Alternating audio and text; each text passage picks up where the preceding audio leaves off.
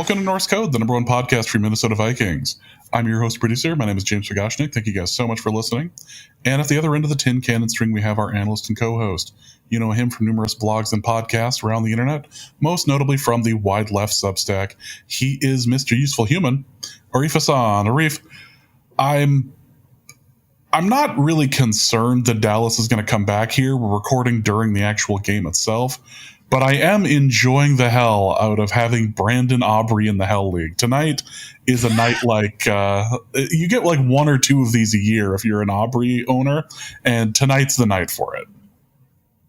That's wonderful because I was hoping not to play. I don't know if this is a league that we're both in, but I was hoping not to play against Brandon Aubrey in the finals because I think I have a first round bye now in both leagues that I'm in, and I know that season is going to end with me losing to, because I don't have Brendan Aubrey on either of my teams. I'm just going to lose to him in the finals. Nope. Everyone's a fool for not picking him up immediately. This is great. As of 13 minutes and 8 seconds left in the fourth quarter, Brandon Aubrey is currently providing me with 142.4 points. There is a league in which I am currently winning 184-12 on a Thursday night. We were talking about this fact, and as we were talking about it, the Norse Code account got an email from the guy going up against it. Yeah, it was like, I'm starting to regret sending the email to ask to join. Like, dude, this is rough. This is beautiful. I love it. Eat at Arby's? I don't know how to end that. So, welcome to this episode of Norse Code. Hope you guys are all doing well. We have a game to preview. We're going to preview the Commanders game with the only person. But I said something like that last time we didn't have a guest when you had messed up. That wasn't because you had messed up. That was because we couldn't find an actual fan. Oh my God. Oh, it's Jake Bates. Never mind. I thought Brandon Aubrey was kicking again. I also checked. They have the same team colors. This isn't fair. I get it. It's truly, this is not fair to people who are just casually watching it in the background. So we are going to preview the Commanders matchup with Arif in just a few minutes. We also have a mailbag as well. But before we start, again, thank you guys so much for listening to Norse Code. And a special thank you to those who participated in the Let's Sum Up the Season portion of last episode. Really appreciated that. Sent off a couple of t-shirts to people. So thank you guys so much. That was very fun. And let's get into the shilling part. If you enjoy the show and would like to help us out financially, there's a couple of different ways you can do that. You can go over to patreon.com/norsecode for $3.50 a month, or a little less for the year subscription. You get access to the Discord, the bonus episodes, all of that. So check that out. You can also go to paypal.me/norsecode as well for a one-time donation, or you can go to norsecode.threadless.com for any number of wonderful pieces of Norse Code merchandise, the shirts, the flags, baby onesies, all of that, the stickers, the hats. Check it out at norsecode.threadless.com. All right, we are going to kind of hurry into this because we want to get into the preview and everything. So I want to first ask, as far as the Commanders are concerned, is this looking like another game for Marcus Mariota? Mariota. I'm trying my best to not do the finger, like the hand thing while I'm saying Mariota. Which, why is it now? Like, there's no way that's the actual pronunciation now. No, it's Hawaiian. I'm pretty confident it's Mariota.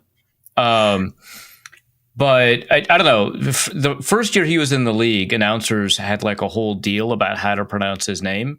And I think the pronunciation kind of that everyone ended up agreeing on degraded over time. So I actually don't know how it's pronounced, and I don't think that's my fault. All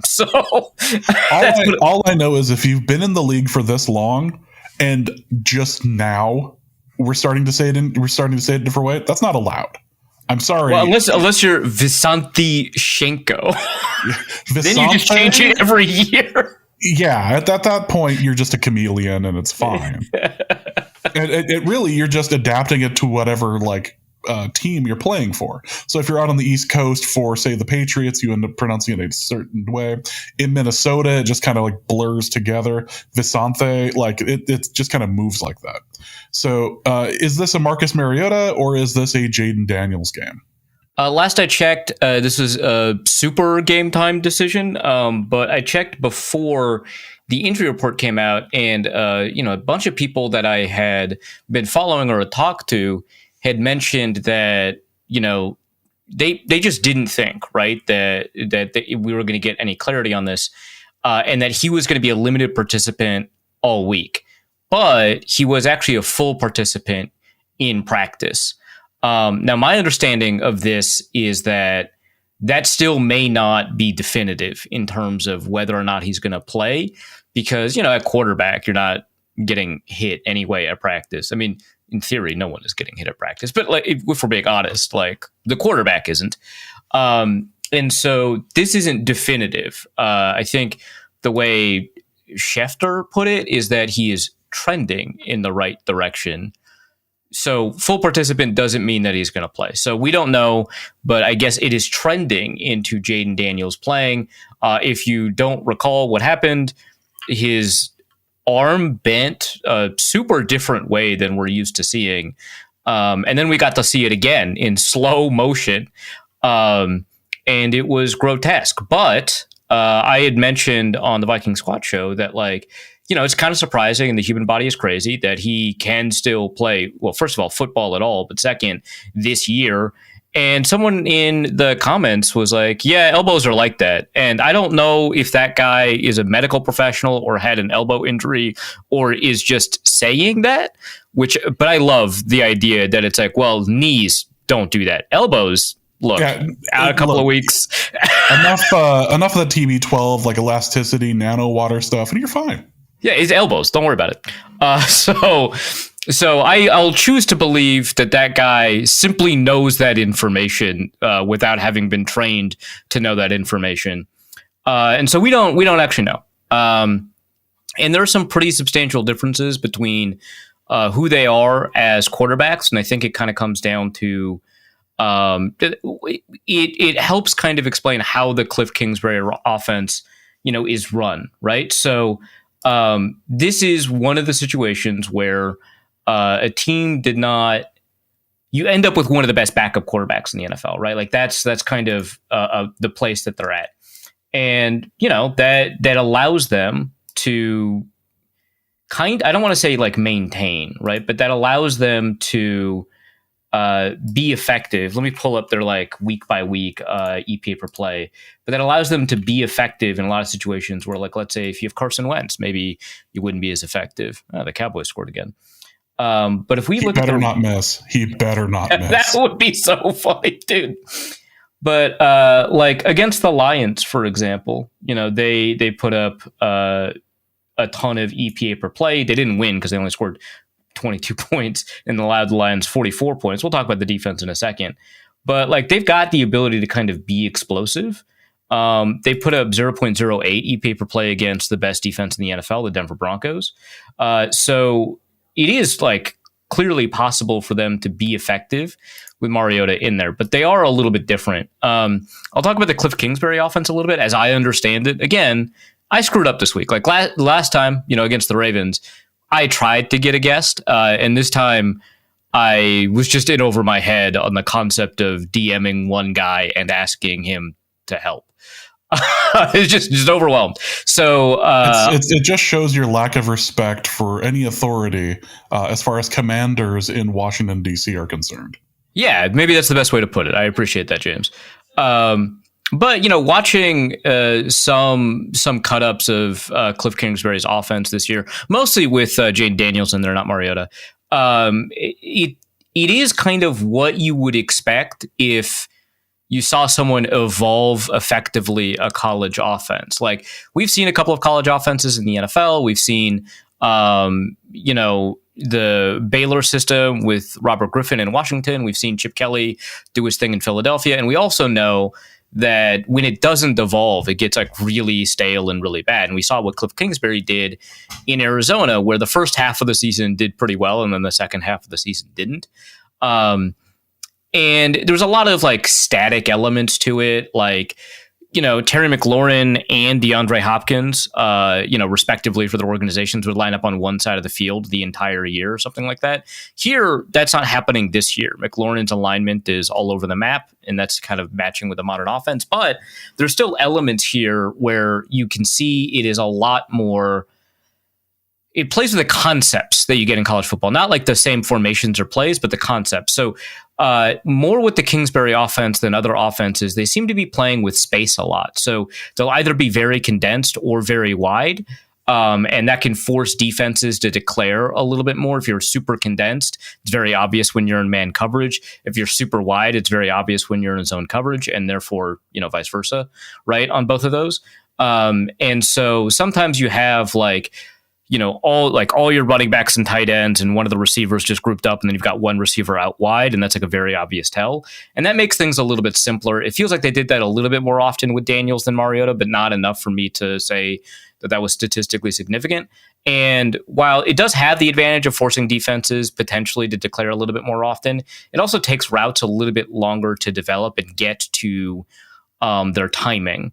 And also you're like reliant on some college type plays without the advantages. So there's like some of the underneath stuff they try to run, like wide receiver screens. Most of the time when you see wide receiver screen, it's like behind the line of scrimmage, right? You're throwing like a smoke route, and then two wide receivers go out, or like wide receiver and tight end go out and block ahead.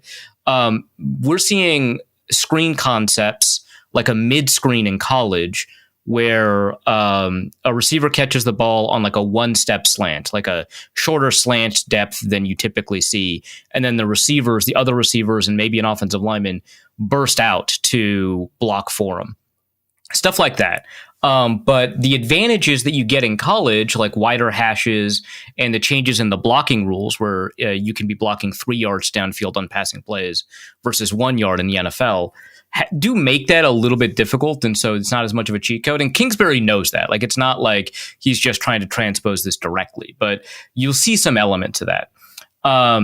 Last year, when watching the first half of Jaden Daniels' games in Washington, it really felt like, and I don't know if this was what was actually happening, but it felt like Daniels was doing like a 1-2 read, and then he would run, which was fine because he wasn't running most of the time. He was effectively reading on 1 and 2, but he wasn't doing very often. It seemed like, again, I could be wrong, like a full field read. But as time went on, those elements were incorporated, and it seems like, and I think we saw that this year a little bit too, that he was kind of slowing down how quickly he would get rid of the ball, because he had to transition from reading his own players to reading opposing defenses. That's how you do a lot of progression style reads. And one of the concerns that I have about McCarthy is that he's not reading defenses, he's reading his own receivers' routes. But that is a more effective and efficient NFL, but you have to change the way that you play. And it seemed like it slowed him down a little bit. But the thing that I noticed is that, as you would imagine, there's much more upside with Jaden Daniels than there is with Mariota. But there's also a little bit more hesitation. Mariota, to me, seems more decisive. He may look less decisive because the ball's not flying out with the same velocity, or that first step isn't as explosive as it is for Jaden Daniels. But he's a straight line runner instead of a guy that tries to move around a bunch and create plays. Daniels, to his credit, doesn't scramble as often as you would expect somebody with his athletic profile to scramble. That's part of like the decisiveness or lack of decisiveness, whatever you want to call it. But when there's pressure, he's moving around in the pocket before deciding to run, something that I think, again, is a little bit different than what we saw at the beginning. And what's interesting is that that doesn't change when Jaden Daniels is dealing with blitzes or pressure. That actually doesn't change how often he scrambles. His scramble rate during blitzes and his scramble rate on standard dropbacks is identical, it seems like. So like 1/3 of his scrambles have occurred on blitzes, and he has been blitzed on 1/3 of his plays, right? So it seems like those proportions tend to match.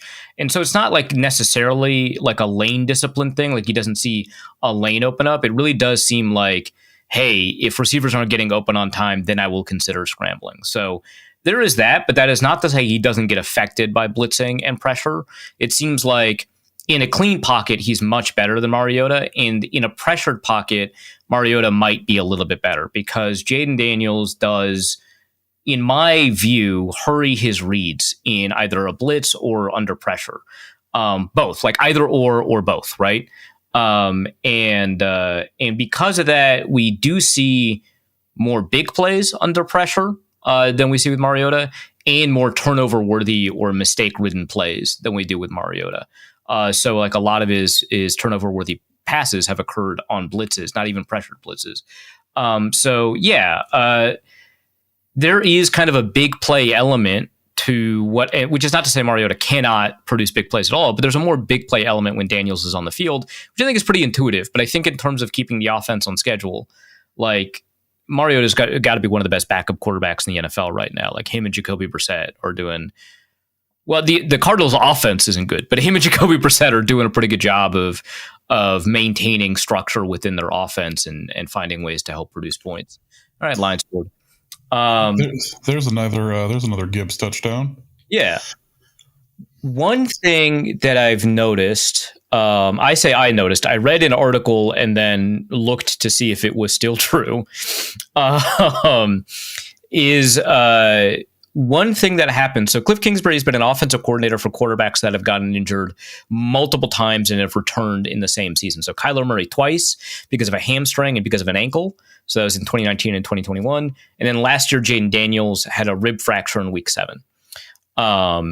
In every single one of those instances, the post-injury play calling reduces the number of designed runs for the quarterback really substantially. And now, of course, we're getting Jaden Daniels coming back from an injury. So I wonder if we're going to get fewer designed runs just as a matter of course if Jaden Daniels does play. So that's something also to keep in mind.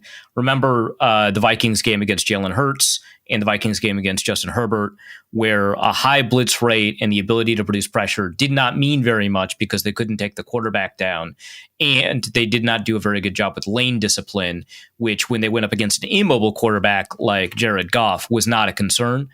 It's reminding me of that a little bit, where that's something they have to be really cognizant of when they're game planning. Well, this is a team that is not particularly healthy, but it looks like they're going to be getting some players back. Yeah, the Commanders' injury report tells us that, first of all, we'll see what happens with Bobby Wagner. He was a do not participate.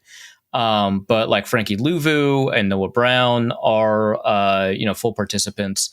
Unfortunately for them, they're not getting Marshawn Lattimore back. That would be kind of huge. But yeah, I think that you've got essentially your full offense here, without, I think you're missing, Luke McCaffrey and Austin Eckler, but we'll see if Noah Brown actually practices, but or actually plays, but he did practice. So having Terry McLaurin along with Deebo Samuel and Chris Moore is going to expand the potential of this offense. Noah Brown was probably the most underrated receiver of the Houston Texans last year. Nico Collins was doing outstanding stuff, and they got Stephon Diggs, and but Noah Brown was tremendous, right? And Terry McLaurin has been on my all underrated team forever for a long time. It's going to be kind of interesting to see how they integrate Noah Brown into the offense if he does play. They are very intentional about how they use each individual receiver. So every receiver runs a ton of hitch routes. That's like the only thing. This is like a hitch route offense, which is like a 6-yard curl. So keep that in mind when I talk about some of the individual receivers. For all of them, I think it's essentially true that they run a ton of hitch routes. But beyond that, Chris Moore, for example, kind of only runs deep routes. Like the other receivers might run go routes, for example, at a pretty decent clip, but he runs them like 1 out of every 4 times he's on the field. And he also runs post routes more than anyone else on the roster. He runs corner routes more than anyone else on the roster. He's like a vertical stem receiver. Deebo Samuel is a guy who never runs intermediate routes. So he runs a ton of like screens and flats and a decent amount of slants. And he will be sent deep at times, but he just doesn't run like outs or square ins or anything like that at an intermediate depth. And I think part of that is because intermediate routes are generally where explosive route running expresses itself. And I think he might be like washed because he's not very explosive on the few instances where he is running like an intermediate route that requires kind of like a square cut or something like that. It takes him forever now. I think just because of the injuries that he's accumulated over his career, it takes him forever now to get out of his route. So he's not running intermediate routes. It's a bunch of short passes and then a couple of deep ones. He does run crossers, and so those can become intermediate. A lot of times he's running crossers at the same time as Terry McLaurin. So McLaurin and Zach Ertz are like their intermediate route runners, but you will send McLaurin deep. You will have McLaurin run screens. He is their best receiver, so you do have him do a lot of things. But they do a ton of crossers, which they'll often do them at the same time, which is essentially mesh. They'll probably do that less against the Vikings though, because it's like not as great against zone. Like you'll probably do like an over the ball route instead. Like you'll do a stop over the center. But it's just meant for defeating man coverage a little bit more often, and especially because the Vikings run cover 4 and cover 6 a lot, and you can really F up some crossers in cover 4. And in cover 6 a little bit, right? Because it's half cover 4. So I don't know if we're going to see a lot of that, but the receivers are very, very particularly used. And I just kind of want to know what Noah Brown's role might necessarily be. Treylon Burks had an outstanding catch. We've had so many incredible catches this year that his is probably not top 5. But he did have an outstanding catch last week. I think some years that would be a top 5 catch. I'm still not super concerned about him. He's like, this was his second touchdown like ever. So, I say that and then he's going to like demolish the Vikings. But yeah, it's a really interesting offense because it feels so collegiate, but it has so many NFL elements to it where you've got all of these receivers who have just roles and they don't really deviate that much from it. Zach Ertz, for example, I mentioned he does a lot of intermediate, so he does a lot of outbreakers. He does a lot of square ins and dig routes.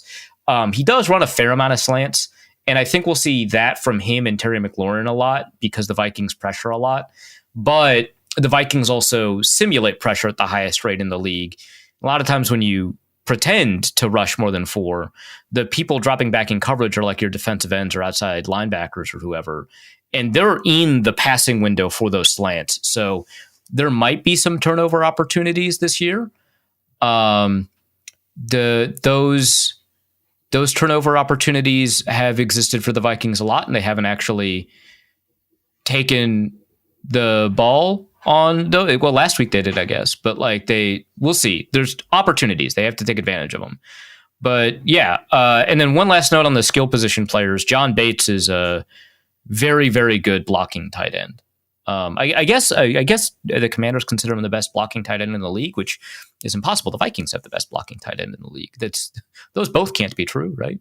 But yeah, so if he's on the field, there's probably some kind of down block happening. They do run a ton of different run concepts, a ton of counter tray or GT counter. Well, I say GT counter. They also have like pulled. So GT counter is when you pull the guard and the tackle all the way across the formation on your run. So you get those additional blockers. It looks a lot like, power O. But sometimes they like leave the guard or the tackle and pull the center instead, which is so cool. I always love to see an offense that like pulls centers in the run game. It's so rare now. Let's expand on that. I was actually just going to ask about what the run game was going to look like against the Vikings defense. Yeah, for sure. So I love Bill Ja'Cory Krosky-Merritt.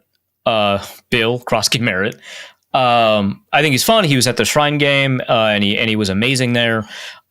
He's not their lead back. It seems to be Chris Rodriguez, but I think part of that is just he's like learning more about all of the additional like things that a running back has to do, like pass protection and stuff like that. If they absolutely need a pass catching back, it's going to be Jeremy McNichols.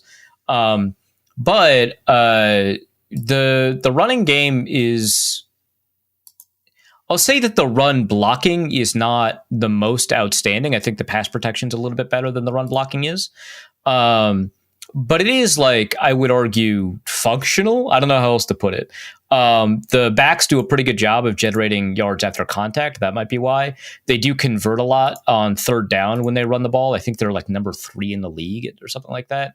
And so, like, from an efficiency standpoint, they do a pretty decent job running the ball. I think they're like a little bit above average in like EPA per play and in success rate. Actually, they're 5th in the league in success rate, just above average in EPA per play. So they know how to pick their spots when they run the ball. This has led to Commanders fans, the same thing that Vikings fans want with Kevin O'Connell. It's like, well, you're good at running the ball. Why don't you run the ball more? Look, when you get a guy known for an offense called the air raid running your, I don't know what you expect. It's called the air raid. They don't run the ball that much, but when they do, it's so interesting. It's so interesting. I would say that they've pulled a ton of different concepts from a bunch of different college teams and have adapted them pretty successfully into the NFL. So, like, I'm not saying that like Oklahoma invented GT counter or anything like that, but they most famously used it under Lincoln Riley before he went to USC in an air raid style offense. And so seeing that at the NFL level and especially in Washington is pretty cool. But I'd say like it's a running back group composed of backs that have really good vision, that have average to above average athleticism in my mind, and are just generally pretty good and consistent about avoiding tackles. So like Chris Rodriguez is like a 220 pound thumper. Bill Krosky Merritt is 208 pounds, but he plays, I think, with a little bit more power than that. And then Jeremy McNichols, I've already mentioned, is like their pass catching back. But it is an effective run game. When you saw like the way Kingsbury ran the ball with Arizona, it was very, I'm not going to say one-dimensional, but pretty predictable. It was like a lot of zone running. Here you see basically every style of run. And that, I think, gives us like a good opportunity to talk about that offensive line. So again, the run blocking is fine. I think like they're getting, I'm not going to say their money's worth because they traded a lot to get Laramie Tunsil, but he is supposed to be a very good offensive lineman, and he is. So credit where it's due, I suppose. He's doing kind of everything that they ask of him on both a run blocking and pass blocking, from both a run blocking and pass blocking standpoint. Josh Connerly is the other offensive tackle. They drafted him this year at the 29th pick. And he started off the season like atrociously bad. Like the first half of the season was real bad. Actually, I should look up, what was his PFF grade through the first half of the season? Look, I'm going to look it up, and it turns out he has like the best grade or something like that. OL blocking grades, tackles. Let's do 20%. Let's do custom weeks. 1, 2, 3, 4, 5, 6, 7. Dak's really trying his best right now. Well, that's really, been the really story trying. of the Cowboys this year, right? Yep, he's just willing this team into a potential win. You know what he needs to do is let this drive just sputter out, kick it, and then get it within like a 7-point game, and then try to get the ball back and win. You just need one more kick here. Of course, I realize you're at like the 13, but like just one more kick, please. Just one more lane, bro. So Connerly ranked 47th of 53 tackles in pass blocking grade, and in overall offensive grade 44th. So I was right. He did have a pretty awful beginning to his year. But the last 4 weeks have been really, really good. And they're up against teams with good defensive linemen and good edge rushers. So like Seattle, Detroit, the Broncos. They also happen to play the Dolphins. We don't have to worry about that. That doesn't count as like an impressive showing. But some really good defenses who have the ability to bring pressure on either tackle, and he's played pretty well. So can't really rely on him being like bad now, unfortunately. But yeah, like I would say that they do their best when they're relying on those offensive tackles to do some lead blocking for them. Just like the tackles, their center Tyler Biotish has done better over the past couple of games than he did throughout the season, but I still would consider him primarily like an above average center, not like an elite center. For a while, they had to have Andrew Wiley play while Sam Cosmi was injured. I believe that Sam Cosmi, he's fully healthy. So I think was he Texas tackle? I was like a super big fan of him. Then he turned out to not be that good. No, he's fine. But he's playing guard, not tackle. He's played decently well over the time that he's been healthy. I'd say that because of his athleticism, you can expect him to kind of do a lot of different things. But for the most part, it seems like they have kind of nailed down what it looks like for him to be a good pass protector. The one thing is that I don't know that individually, I think that all of these guys, and the other guard is a guy named Chris Paul, but not the one that just got released by the Clippers for some reason. Sent home, really. Sent home. Pablo Torre took down another franchise, I guess is what happened. But no, guard Chris Paul is probably the biggest problem in the run game. He's fine in pass protection, it seems like, but he's the biggest problem in the run game. He whiffs blocks like all the time. I was watching a breakdown from former Washington tight end does a film breakdown series for the Washington Commanders. And at one point, like Jaden Daniels directs a receiver to down block on a read option. And so he changes the play at the line of scrimmage, which is very cool. He's doing it. He's kicking again. He's kicking. Is it okay? What is the distance here? It's not a long one. Looks like it's only going to be about 30. But once Branch gets off the field, yeah, we're gonna have to wait for. Man, he got injured again. These Lions, dude. Yeah. But yeah, so he changes. So it's a read option, right?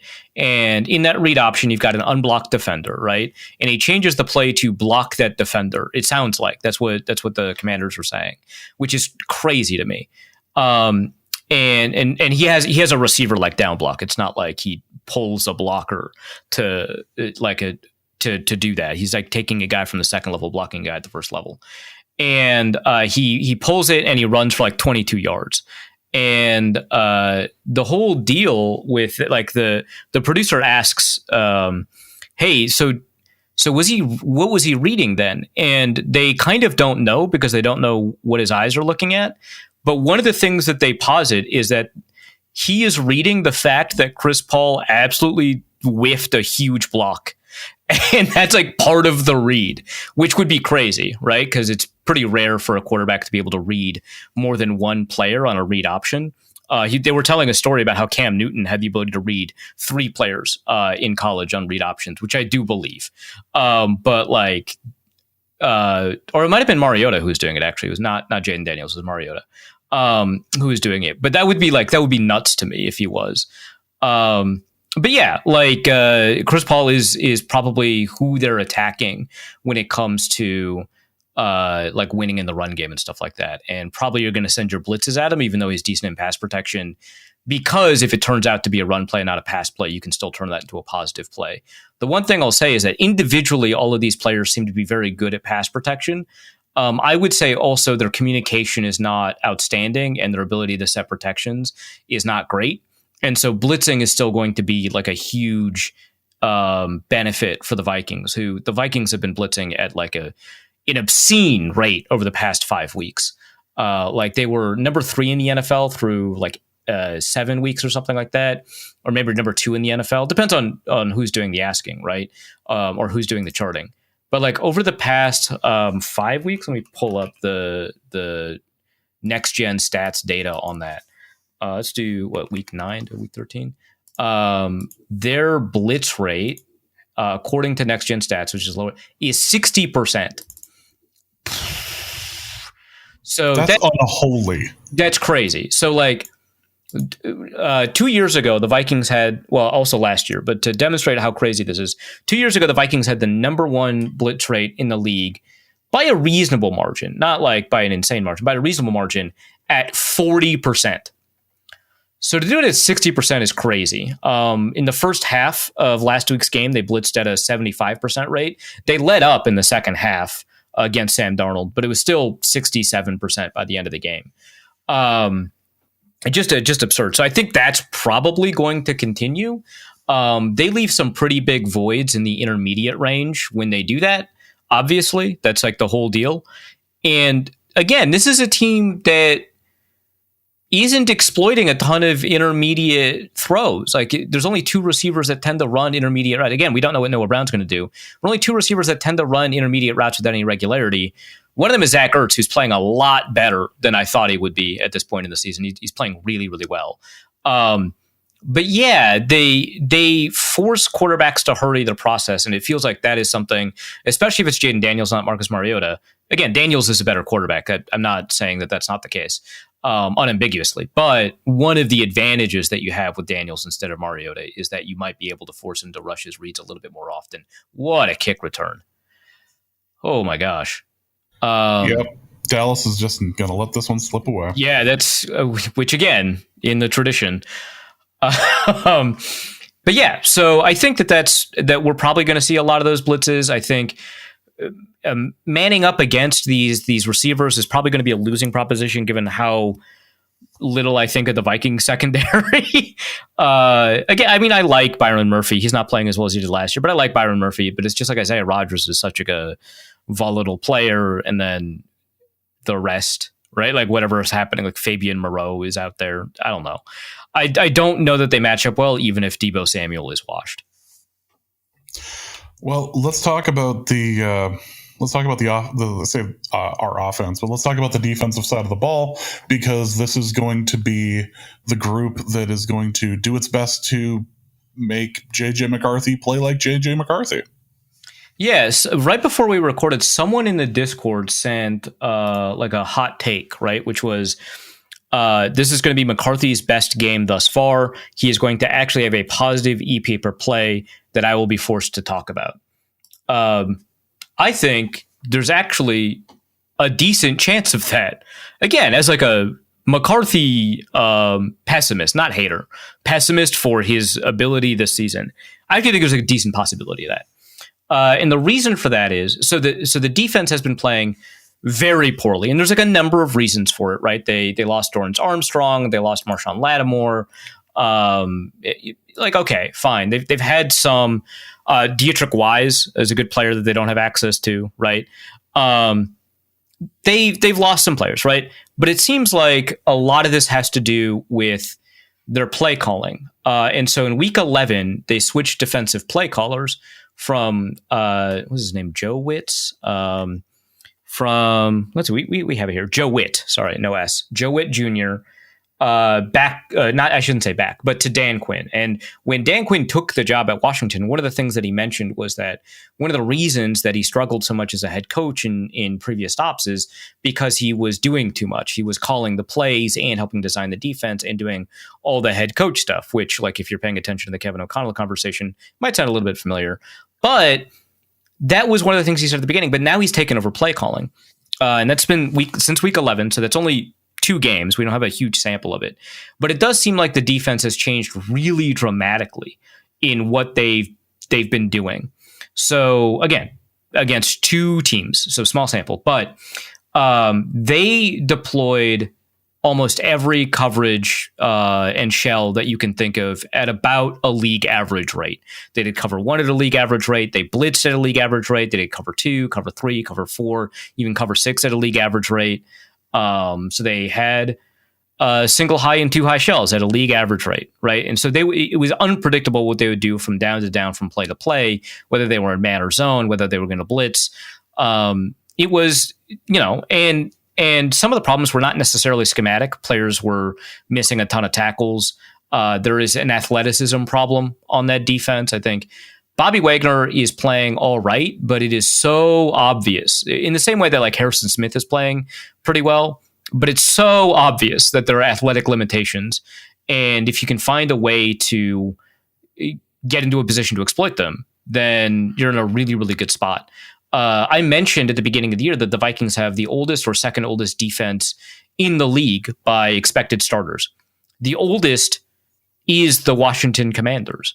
And so like you've got your Javon Kinlaws and Daron Paynes. They've got Von Miller on the team. They've got Preston Smith on the team. These are old people. They will retire very soon. I don't know how else to put it. The Jonathan Jones, not that one, is on the team. Like he's like what, 31, 32? He's 32. There's an athleticism problem on the defense. And so that was an issue. But since Cliff Kingsbury took over, there has been a discussion about how much better the defense looks. Now, I think it's overstated. In EPA per play, they went from 30th to 25th, which is appreciable, but not like, uh-oh. Like, it's not like, oh, God, watch out now, right?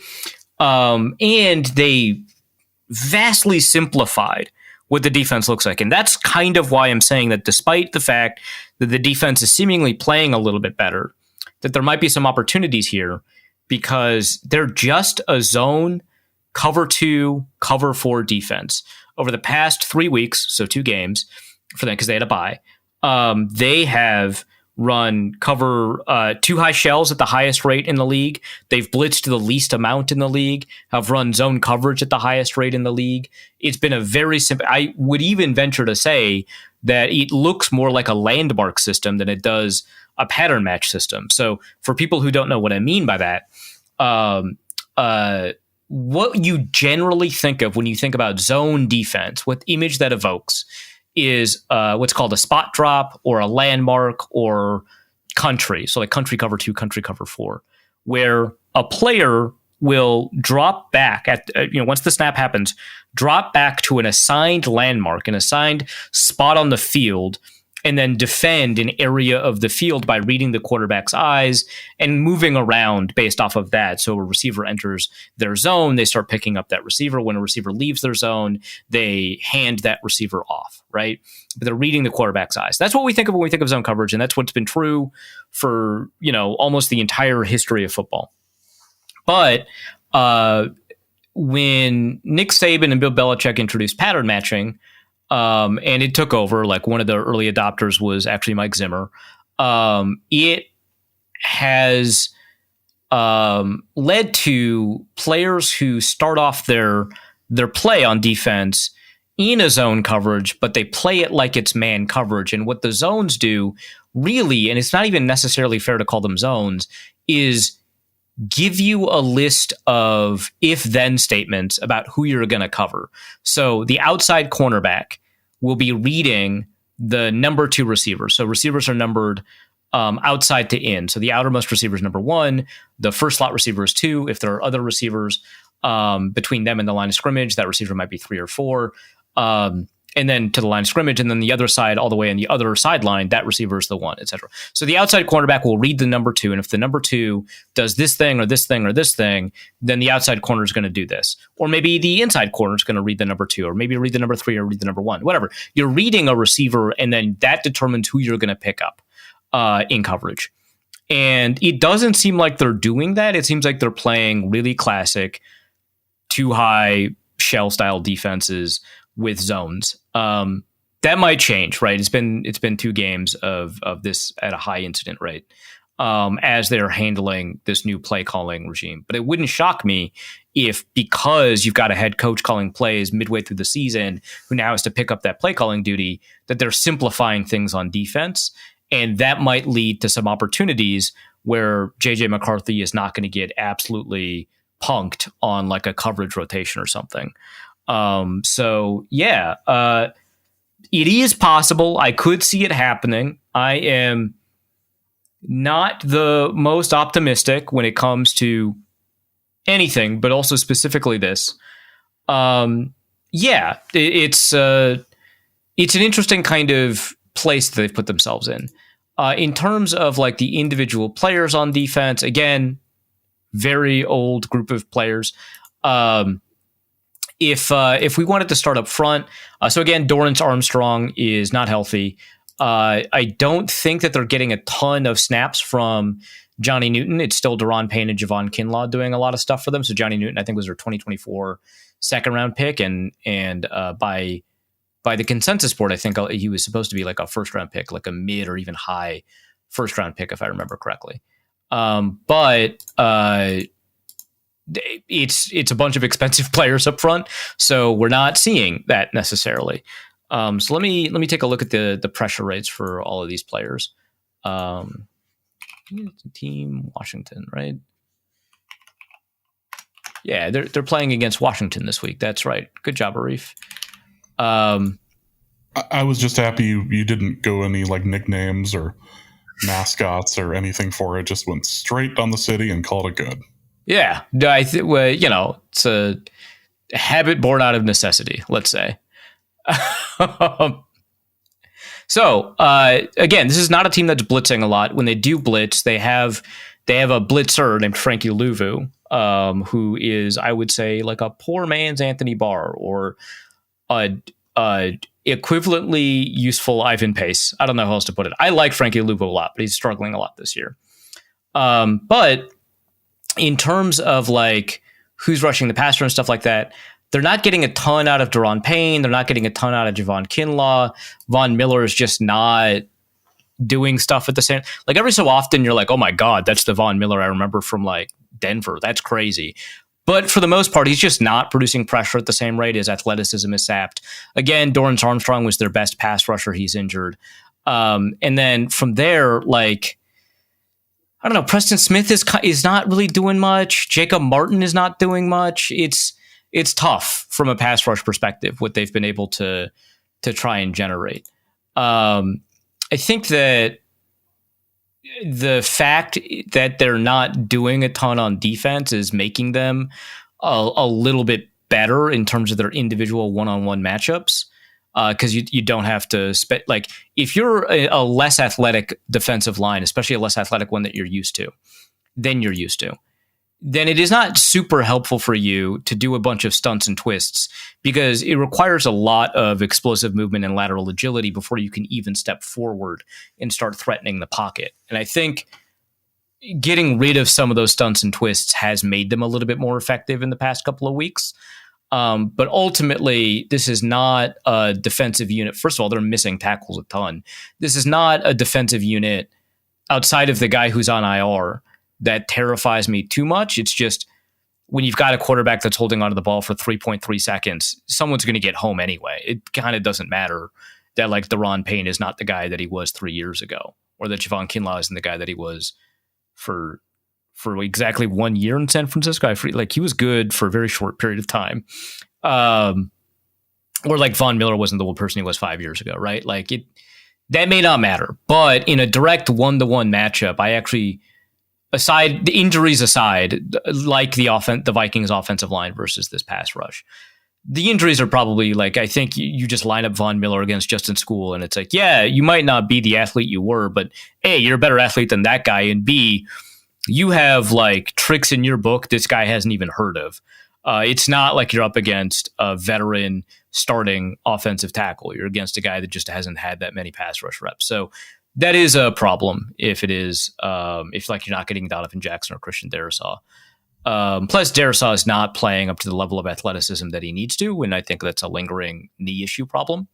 So we'll see. But that's what's happening from a pass rush standpoint. I'd be curious what it would end up looking like if Kevin O'Connell was like, it would be a great idea. Let's try running the ball for a little bit. Interesting theory that you have, that the Vikings have the ability to run the ball, that they're structurally capable of calling those plays. Structurally capable, yes. Yeah. Well, in my eyes, and PFF seems to disagree, in my eyes, their best run defender is Mike Sanderstill, the nickel corner. But PFF says it's Bobby Wagner, which, yeah, when he's at the right spot, yeah, he absolutely is astounding. I don't know that he's always getting to the right spot in time anymore. It's very clear he doesn't have the athleticism he once did. But like, if he's there, he does a pretty good. Like, I don't think he's he's missed like maybe 2 tackles all year. Like if he's there, he's making the play, which is great for him, right? Other than that, I'd say Quan Martin, their safety, does a pretty decent job defending the run. But I think you can just take advantage of the linebackers that they're deploying at the second level, whether that is Frankie Louvu, whether that is you get to the outside of Bobby Wagner, if they're in a sub package and like Jordan McGee's out there. I mean, he's not bad, but I think you could take advantage of him. But yeah, I think that the defensive line, they're better against the run than they are rushing the passer. But I still think that they can get blown off the ball. And the Vikings have not actually been bad run blockers. And so I would say this is probably a game where you're going to see a fair amount of outside runs from the Vikings, whether or not Aaron Jones is healthy, because I think the run defense and run blocking matchup for the tackles, especially if Christian Darrisaw is healthy, is actually like pretty good. Okay, Dak, what are you doing? That's looked bad. The end of that game. Yeah, that looked bad live, and then it turned into a pick, and I was not shocked that it did. No. All right. I mean, Dak scored 30 points. Like, I don't want to, but like, 30 points in quotations. He drove the ball down the field. Yeah, he got him to the 45-yard line. Yeah. Yeah, Brandon Aubrey's responsible for like half of their score at this point. Yeah. Is just as kind of an aside, is it more evident that the Vikings are not looking terrible like while actually running the ball like that, or is it just a lack of sample size to show that they're not very good at it? No, I think that kind of like we were talking about how like, you know, it's just not in the Washington DNA to run the ball that often. It doesn't seem to be in the Vikings DNA to run the ball that often. And so Washington's efficient because they pick and choose their spots to run. I don't think that's what's happening with the Vikings. I think kind of regardless of situation, they've generally been decent at running the ball. Obviously, like the first half last week against the Seahawks, they were pretty bad at it. It wasn't until the second half that they were actually pretty efficient running the ball. But I think that there's going to be some opportunities here, and I think the Vikings will lean more on the run because first of all, they did last week lean more on the run. Maybe not in a crucial situation where they might have been able to run the ball instead of had Max Brosmer take on an unblocked defender on 4th and 1. I don't know. As Kevin O'Connell said, I don't love the play call. But I don't like for Washington, I think they're efficient running the ball because they choose when to run the ball with a little bit more precision, like on 3rd and short when it is more effective. Whereas I think the Vikings are generally pretty good at running the ball because they've got good personnel for it. So yeah, I think that this is a matchup where the Vikings should absolutely consider leaning on that run a little bit more, because I think actually the whole time I didn't actually look up what the Commanders' actual efficiency was on run defense. I might as well just do that now. But my understanding is like all of the defense is whatever. So defensive rush success rate, 20th defensive EPA. Oh no, that's worse. So they're below average when it comes to success rate defensively when it comes to running the ball, but they are significantly below average when it comes to EPA per carry. They're like 29th, and I think that means that because of all these missed tackles, they allow explosives. Like when it's a decent success rate and a bad EPA per play, that means you're not forcing a ton of fumbles and you're allowing a lot of explosives. Let's see what their 3rd down rushing conversion rate allowed is. Yeah, it's the 9th worst. Probably run the ball in those situations is my advice. If you're able to not have 3rd and 8, yeah, absolutely. Yeah. Let's wrap this up. Is there anything else about the Commanders that we should know for Sunday's game? Probably. I don't have it though. Tress Way is a pretty good one. Let's go to the mail.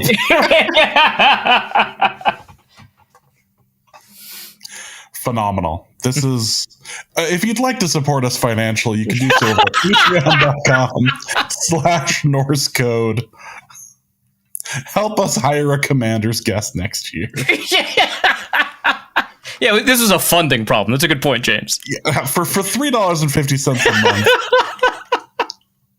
You too can help fund. No, all right. Let's get into the mailbag here. Let's go to John Belk, who asks: Arif has been very critical of Kevin O'Connell's evaluation of McCarthy, arguing that it would be fair to fire him over it. But don't we have enormous amounts of data and research telling us that no team or person can evaluate NFL prospects without being wrong a large percentage of the time? It seems both unfair and short-sighted to consider firing Kevin O'Connell based on this single mistake, given how much other evidence we have that he's a good coach. I understand that part of the argument is that he was overconfident in his evaluation, but again, don't we have enough strong evidence that every NFL quarterback evaluator is overconfident? And with Wentz performing decently for a backup and the third-string quarterback almost inevitably being terrible, criticizing the backup situation almost seems strange to me, especially considering historically Kevin O'Connell has maximized backup situations to an incredible extent. So first of all, I really like how this question is worded because John is very careful to say that I am giving credit to an argument and not making the argument myself, because I don't think Kevin O'Connell should be fired, but I did make the argument that it does seem reasonable that you could call for his firing, and this is what he's pushing back on. So that's fair. So I appreciate that. Second, I will say that I think that the problem with the evidence about NFL talent evaluation, which it's good to bring up, the problem with that evidence is that it is only about how you can be consistently good and how difficult it is to be consistently good at NFL evaluation. There is not a ton of evidence that suggests that it is unlikely that someone will remain consistently bad at NFL evaluation. Which I think makes sense intuitively. You can only be so good at something, but you can be infinitely bad at something, right? If you tried to screw up a draft, it would be very easy to do so on purpose, which is one test to see whether or not something is skill or luck. Now, obviously, it's not a complete test because there's only so good that you can be, and a bunch of NFL general managers are that good. And so it is kind of difficult to express the skill in the positive direction and only in the negative direction. So I want that to be clear, right? If you criticize someone for being bad at evaluation, yeah, you should ask a question about, like, do we have a reasonable sample to tell us that they're actually bad at evaluation? And, in this case, like, no, obviously not, because we're looking at a couple of quarterback decisions. And over time, it seems like the quarterback decisions have been largely good, except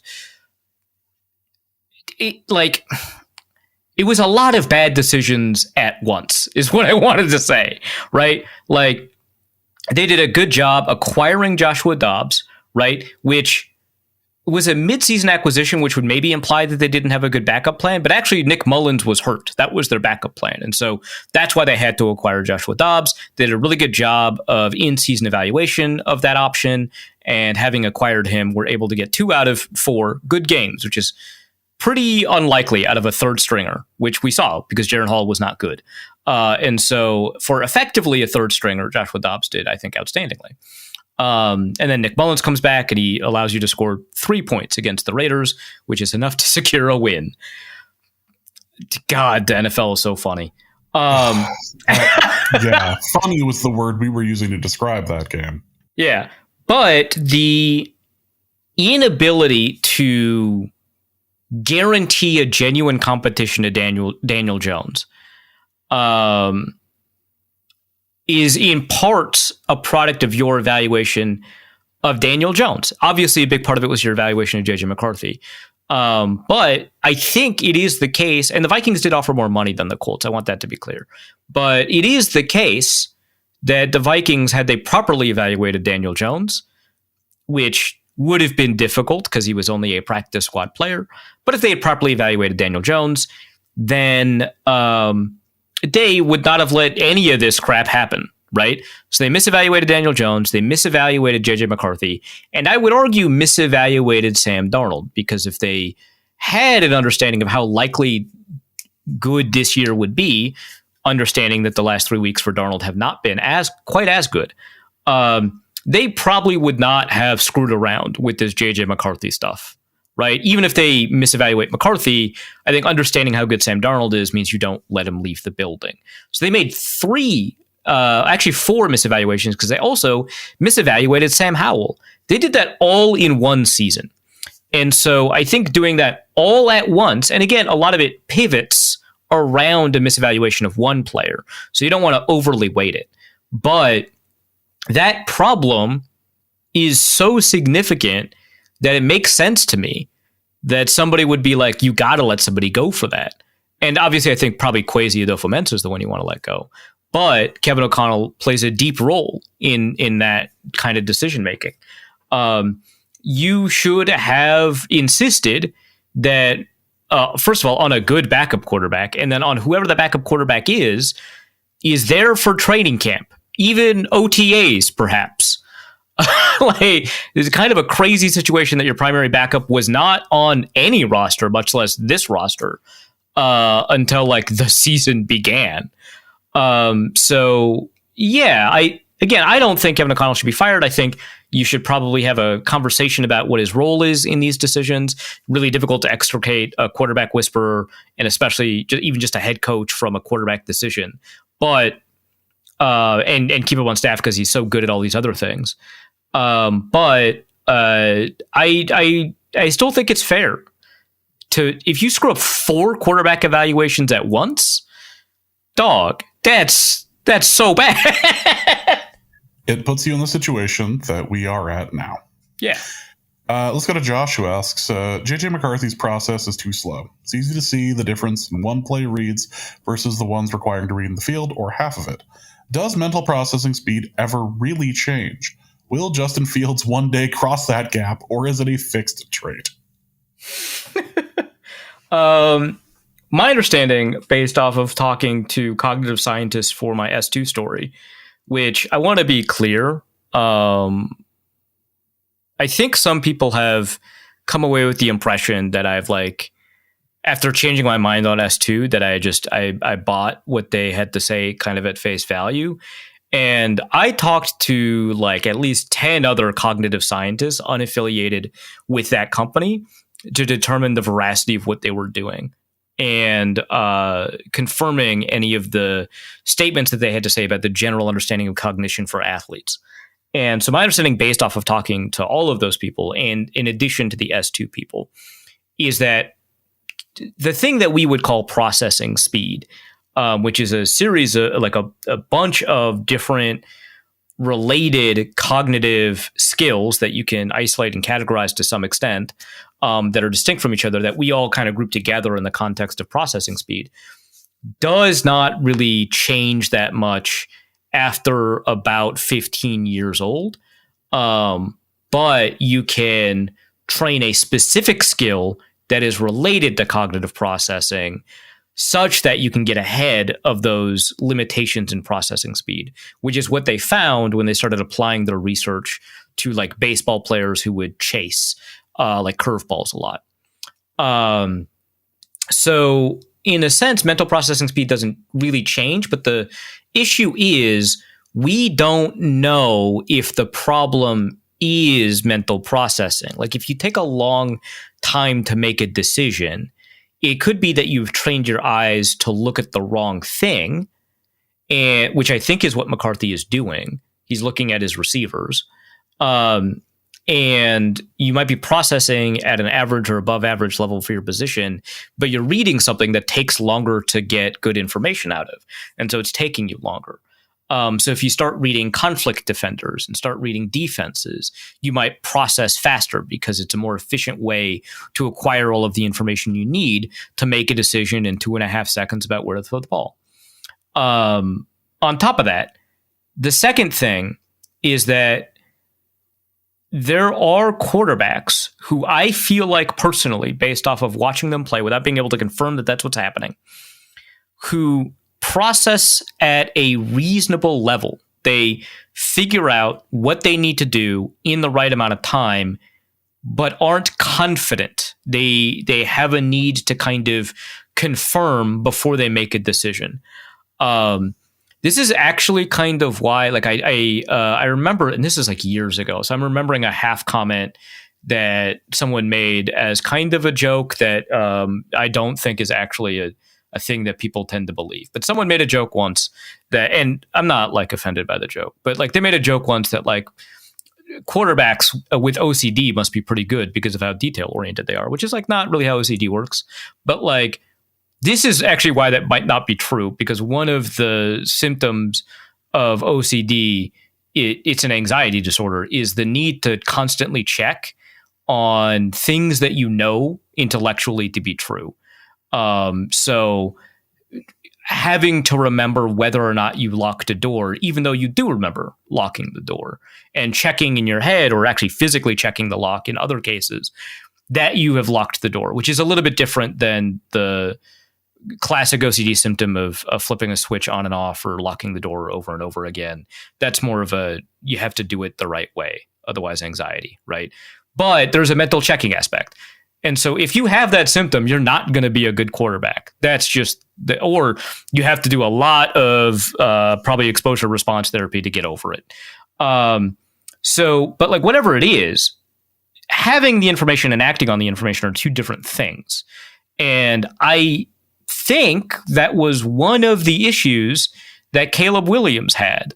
And so getting him to make that decision faster, and also I think actually a thing that Kirk Cousins had when it came to improvisational play, having the confidence to use your conclusions before having to confirm your conclusions can make it look like you are processing things faster. It also very much seems like this is a thing that a lot of people believe you can fix because of the stories about how quarterbacks have been using, and especially this upcoming opponent, Jaden Daniels, have been using virtual reality training to get a better sense of what's going on.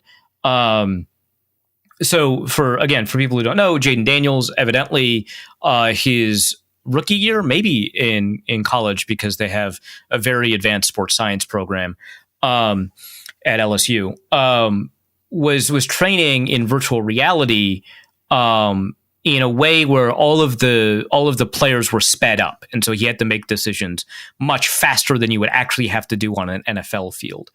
I think what that does I don't think it changes your cognitive ability to recognize important information in an appropriate amount of time.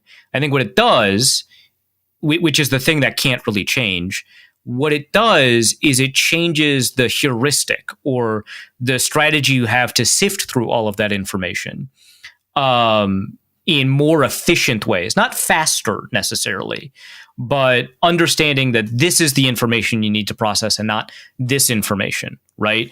If you ever watch those YouTube videos on sorting algorithms, which a lot of people watch, it's pretty aesthetically pleasing. It's kind of soothing. I get it.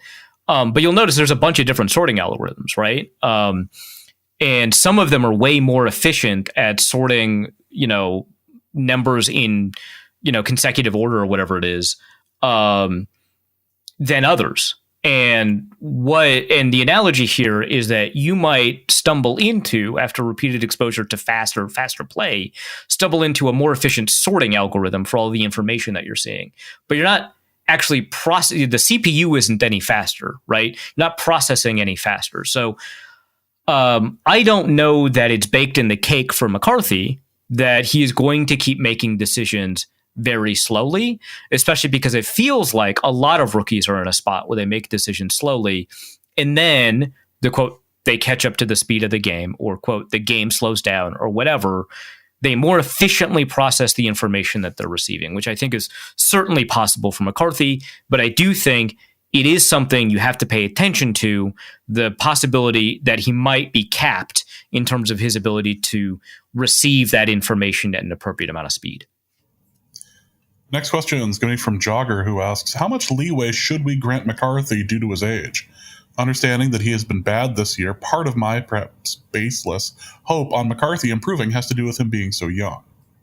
I think both theoretically and looking at the data that we have on NFL quarterbacks, I think both of them tell us that younger players start off worse than older players and get better more often than older players do. The theoretical side is like the research we have on neuroplasticity, or your ability to learn information. And then the practical side is I've seen, reams and reams of evidence at every position, especially wide receiver, but also definitely at quarterback, that younger players who may start off worse entering the NFL have a much higher ceiling than older players. Which I asked about this once in a press conference because the Vikings had drafted a bunch of young players. And the response I got was I think they interpreted my question backwards. And the response I got was about how it's better to draft older players or something, which was not analytically sound. It was very weird. I think that there's something there, but you have to, again, ground that in the context of this is one of the worst quarterbacks we've ever seen. Like, that's another important piece. Like, there have been a lot of 22-year-old quarterbacks. Very few of them have been as bad as McCarthy. That's where we're operating from. It would be meaningfully different if he was doing this at 25 instead of 22, for sure, right? And I do think that we should be more open to the possibility that he has like a Josh Allen, Jared Goff, Donovan McNabb, Alex Smith trajectory where it takes a while for him to improve. But it is a very narrow possibility band that is made a little bit wider because of his age, instead of us just saying, well, you don't got to worry about it because he's 22. You do. You just have to worry about it a little bit less. Let's go to our next question, which is from Yannick, who asks, Arif spent about 1 hour after each of the last two games to prove that McCarthy and Brosmer aren't just bad, but basically the worst quarterbacks ever. Is it more likely the Vikings employ two of the worst quarterbacks in NFL history at the same time, or is it time to wonder if the coach knows what he's doing? I actually kind of referenced this essentially Bayesian problem in my last piece because I gave lip service to it. I was like, hey, like, does it seem likely that you have two of the worst quarterbacks of all time and that's the truth and not a problem with the ability to extract talent out of them? I think that's a really fair question. But one, Carson Wentz was playing, I'm not going to say well, we all saw the Chargers game is maybe unfair, but he was playing at a kind of above average level. He was like 12th in EPA per play before that Chargers game. In production, I think on the field, it did not look anything like what we'd call above average. In fact, his PFF grade is very similar to McCarthy. So I don't want to tell you that your eyes are lying to you. They're not. But the offense was better and he was doing, I think, better. He was playing below average. The offense was a little bit above average. Very strange. So that's one. But two, I think that you have to put that against the background of all this other stuff, right? Joshua Dobbs played better than he ever had. And Nick Mullins kind of played better than he'd ever had. Sam Darnold played better than he'd ever had until today, this year. And while Kirk Cousins was more efficient in passer rating and net yards per attempt, and I believe in EPA, the way Kevin O'Connell accessed and maximized Kirk Cousins was to improve his level of improvisational play. I saw someone who I respect a lot. I read their newsletter, and they're very kind of data oriented. They actually primarily write gambling and fantasy content. And they dismissed the idea of Kevin O'Connell as a quarterback whisperer because Kirk Cousins actually dipped in efficiency versus his most efficient years. And we just think that he played well because of all these close game wins. And I think that that's totally fair. But I think one element is that in order to get good data-oriented analysis, you probably need a pretty large sample size when we're doing situational data, right? Like when we're looking at clutchness, which I spent forever writing about, right? But when we're doing traits-based analysis, it is subjective and more prone to error. Everything is subjective. That's a conversation for another day. But it is more subjective and more prone to error, and it requires, I believe, a higher level of expertise to do very well. And I'm not saying I have it. I'm saying I can pretend I have it. But I do think that if you're kind of meeting all of these thresholds for ability in doing traits-based analysis, you need a smaller sample size because they point to habits and behaviors that are repeatable over time. And Kirk Cousins' traits changed really significantly under Kevin O'Connell in really positive ways that led to more winning, even if it was less efficient. So I think it is unlikely that it is actually the coach that's the problem. Maybe the coach is uniquely bad when it comes to young quarterbacks because his greatest successes were Joshua Dobbs and Sam Darnold and Kirk Cousins, who've all been in the league for a while. He did not do very well with Max Brosmer or JJ McCarthy or Jaron Hall, I guess. So maybe that's it, and that's also a perfectly reasonable explanation. But I think that. I think it's hard for a coach to make you as bad as they've been. That's kind of what I want to say. I've seen a bunch of really bad coaches, a bunch of really bad quarterback coaches, and a bunch of bad offenses. And the quarterbacks who have played in those systems, there are some exceptions. Jared Goff, again, a really good one. The quarterbacks who've played in those systems that have put numbers similar to Brosmer or McCarthy have almost universally been bad everywhere else too. And so it is tough for me to say that that is very likely, but I do think that that is an extremely fair question because it should point to the way that you think about these things in different ways. Like, how likely is it that you have two of the worst quarterbacks in the NFL on the same roster without it being a product of the people who put together the roster or coach them? That's a really good question, and I think it generally should be low. But we have other priors that we can use to update our understanding of this quarterback coach, and so I think it's probably not the case that it's Kevin O'Connell's fault entirely. I think he's inhibiting them in some ways, for sure. But again, if you put like a weighted vest on the slowest runner, yeah, that's probably a bad idea. But like, you're not really meaningfully impacting the outcome of the race. Well, let's go to the handsome Ben Greenhagen, who asks, the Vikings have didn't I take that back after he called me out for something or disagreed with it? Some petty reason, I think. You did. I believe that you two kissed and made up, but... Just like some headcanon, or did we talk what happened? Let's just go ahead, Cannon. The Vikings have generally had a lack of offensive success since late last year, including starting a good quarterback, a backup quality quarterback, and two inexperienced quarterbacks. Could NFL defenses have figured something out about the Kevin O'Connell offense that has made it harder to execute rather than simply bad quarterback play? Again, another great question that shows, I think, really smart alternative thinking. I think for that to be true, I think that you would have to look at the offense on film and kind of isolate the elements that are standing out to you as particularly bad and inhibiting those quarterbacks. Now, if you watch, I think, some of Luke Braun's breakdowns, if you watch Kurt Warner's breakdown, if you watch some of JT O'Sullivan's breakdowns, I think you'll find arguments, right, that would suggest that in that direction. I think JT O'Sullivan says stuff like you don't need to make it harder than it has to be, or you're making it harder on JJ McCarthy and stuff like that. And again, I think that that's all generally like reasonably true. I think Kurt Warner just has an objection to just the whole style of offense, which is not a specific criticism of play calling, although I think he's right about having your outlet receivers also chip in pass protection. But I think that you take a look at, are the receivers open on time in ways that help the offense? And the answer is yes.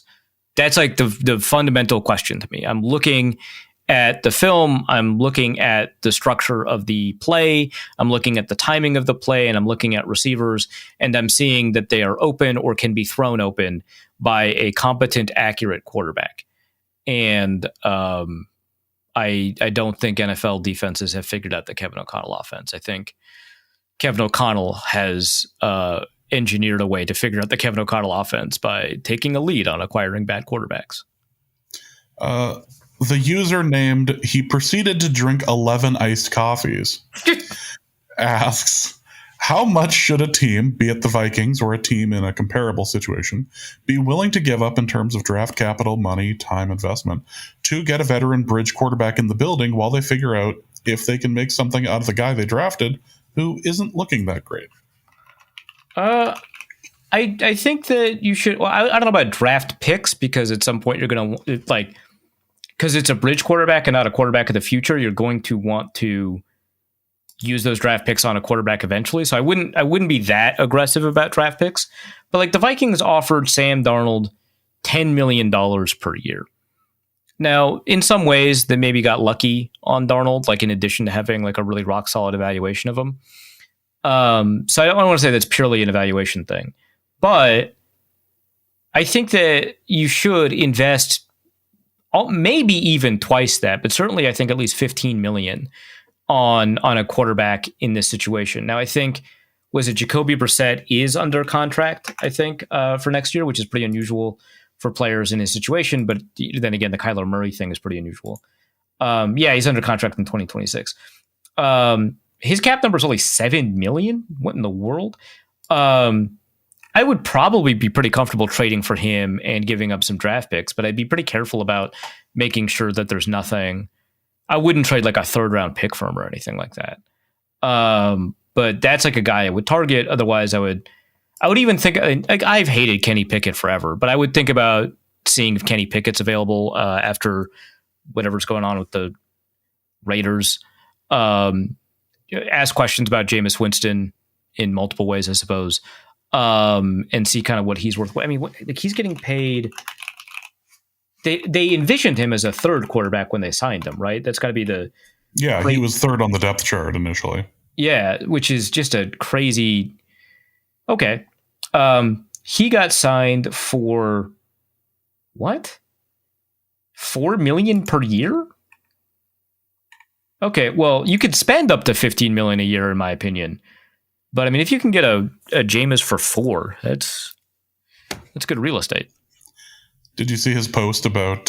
yes, the Publix. If you find yourself at a Publix, just walk away from the seafood section. That was so funny, man. I hate how funny this guy is. I really wish he was a better person. Yeah, he's so charismatic, this POS. Yeah.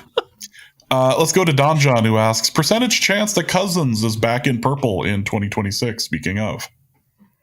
Low, so low, very low, but not zero. And I think about it. He hasn't been like, so I put together a little chart for James, just the two of us, just for us. a misery index of sorts. Yeah, because James and I were both pretty happy with the misery cohort construct from last week, and looking at it, Kirk Cousins, who is so the misery cohort consists of anybody that the Vikings could have reasonably had this year, if some decision was made in a different way. So Sam Darnold, obviously, Daniel Jones, obviously, Aaron Rodgers, I think is pretty obvious. Drake May, because the Vikings attempted to trade up for him. The Patriots said no, and then the Vikings didn't offer more, and it sounded like the Patriots would have actually listened to more. Talked about that last episode. Michael Penix was technically acquirable by the Vikings. Kirk Cousins, obviously, is part of this. Joe Flacco, because it sounded like he did want to play for the Vikings, and the Vikings said no. And Bo Nix, because he got drafted 2 spots later, right?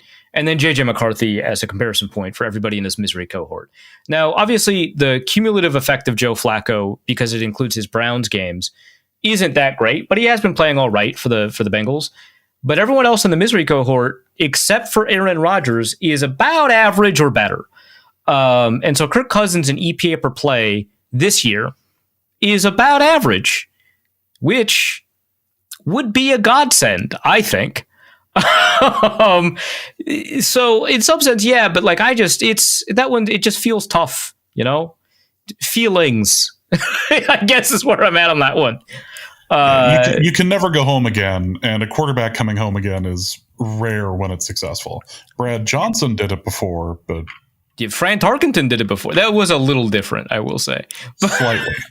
But only slightly. Roro asks, should CJ Ham be the Vikings Walter Payton Man of the Year nominee in perpetuity until he wins, even after he retires, quite frankly? Yeah. I'm fine with that. Yeah, you don't have to say until he wins. You just keep doing it. Yeah. DT asks, saturate. I always thought it was Sart. It is Sart. It is a typo. Okay. Well, I'm just glad that this mispronunciation wasn't my fault. You just mispronounced. Of mispronunciation. That's different. He once said that hell is other people. were the people he had in mind, the 2025 Vikings. I obviously, this French post-war existentialist who died in 1980 was absolutely talking about the 2025 Minnesota Vikings. Yep. Even in his wildest absinthe-fueled dreams. No. Dees asks, for Arif's 9th layer of hell corner, when the Vikings bring in Deshaun Watson for a quarterback competition with JJ next offseason, will you lay in bed like the Wolverine meme holding a picture of Carson Wentz? Okay, if the alternative is Deshaun Watson, yeah. I have bits, and my bits get intense. I hate players for no easily discernible reason. That's fair. But yeah, F Deshaun. Of course, I would rather have Wentz. Oh, yeah. No, I get why you asked it, but come on, man. He's been activated off of IR. Yeah, I know. The Browns. I'm not saying that Shedeur is the way, the truth, and the light.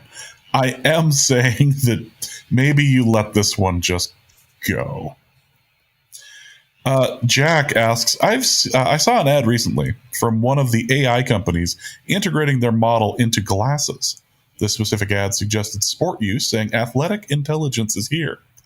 If JJ or Brosmer had a high-end football AI like Sumer Brain integrated into their helmet and visor, what improvements would we see? Well, I'll tell you one thing about the Sumer Brain aspect of it. Sumer Brain is hilariously slow. It is quite slow, yeah. It takes a long time for it to pump out just about anything. And so I'm not entirely sure that decision-making would be sped up in this particular instance. If you have what are they called? AI studios? I don't know. There's the AI economy is obviously very confusing for reasons that I don't have to get into because duh. But one of the things about it is, in addition to companies that train, essentially manufacture large language models, there are companies that offer to you, the user, a suite of large language models to choose from, which you will access through their platform. And there's something that they do with their platform at a decision layer or instruction set layer or whatever it's called, that optimizes the model specifically for the thing. And sometimes it's a locally hosted model, but sometimes they're just calling the API for the original model hosted on OpenAI's servers or Anthropic servers or whatever. Anyway, if you do that and you go to, I don't know, Perplexity, or I think Claude does it too, I don't know. And you use their AI thing, they will give you options for I want a fast response, I want a thoughtful response, I want a researched response, which I get why sometimes you want to sacrifice accuracy for speed. That happens all the time in a bunch of circumstances that are not the worst thing in the world. In fact, the Vikings are suggesting McCarthy do this this week, right? Literally. But it feels weird, but you could, and it'll choose the best model for that particular choice that you've made, based off of stuff how heavy the workload is for the model currently, based off of all users and stuff like that. So if you just if you have Perplexity loaded into the helmets, and then have it choose the fast model of whether it's Gemma 3 or ChatGPT 5.1, or whatever Anthropic's thing is, Claude. You use the fast version, then McCarthy will actually probably get his answer in time. Now, the answer is not... I don't even know if he'll be told to throw the ball, if I'm being honest. But he will get an answer, which... that's an upgrade over Sumer Brain, where he's going to get sacked, and then Sumer Brain is like, hey, are you sure you're playing the Seahawks this week? because our information says that you're playing the Browns. Right, yeah, it's like snap, Sumer Brain is processing the visual information. It is the Seahawks. They have blitzed. They have left Justin Jefferson one-on-one deep on a go route, and the helmet is thinking, it's thinking, it's thinking. JJ McCarthy is on the ground, possibly nursing another injury. And then Sumer Brain spits out, as you get back into the huddle, are you sure you're playing the Seahawks? Yeah, this would not go well for a number of good reasons. Let's go to Chandler, who asks, by forcing the team to spend picks to come get him, then contributing nothing, and finally getting to say, it's not me, it's you on his way out. Nice. Did Adam Thielen win his relationship with the Vikings? I don't think so. I think it's fair to, well, first of all, relationships aren't about winning, but I think it's fair to look at that and be like, oh, he won this like pettiness contest. But I actually think he lost. Like, in addition to ending up with Aaron Rodgers and on the Steelers, I think he's miserable based off of his own actions. And I don't know that counts as a win. I don't know where he gained points. If I'm like in this whole process, if we're talking about like relationship points and stuff like that, I don't know where he gained points. Like, because like part of the original construct of this series of questions about winning relationships has been that like when you do chores and help out around the house, you get points, was like the idea that some listener suggested for some reason. And I don't know, does it feel like Adam Thielen is doing chores around the house? Is he catching passes? No, he had the highest drop rate on the team. And then he wasn't running routes because he was on the bench. Like, so no, and I don't. Later a healthy scratch. And then later a healthy scratch, at which point he was like, look, I want to be somewhere else if you're just going to do this.